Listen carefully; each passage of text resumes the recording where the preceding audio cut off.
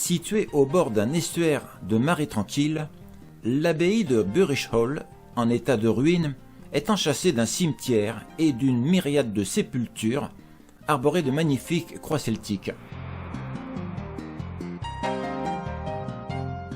Cette abbaye isolée a été fondée en 1469 comme couvent par l'ordre dominicain des frères prêcheurs. Son état en ruine est dû aux attaques et aux pillages par des soldats cromwelliens qui ont eu lieu en 1652.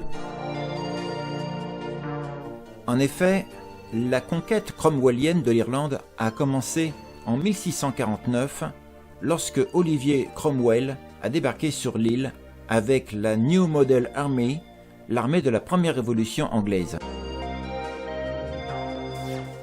Cromwell était militaire de carrière et homme politique britannique.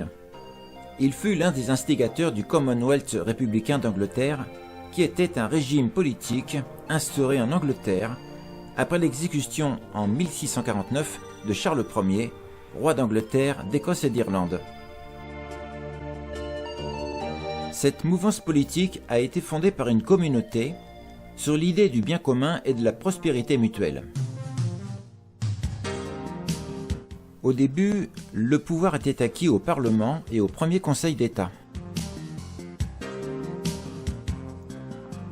C'est pendant cette période qu'ont eu lieu des combats, notamment en Irlande et en Écosse, entre les forces parlementaires armées et leurs opposants, dans le cadre de ce qu'on appelle aujourd'hui la Troisième Guerre anglaise.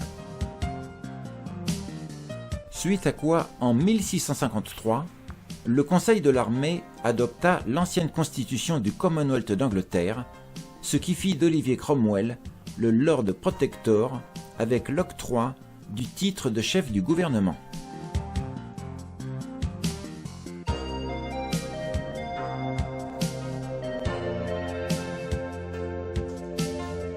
L'originalité de cette abbaye à ciel ouvert veut que non seulement les croix celtiques subliment l'entrée du monument, mais aussi que l'intérieur soit meublé de sépultures sacrées, assurant ainsi le retour des âmes au paradis.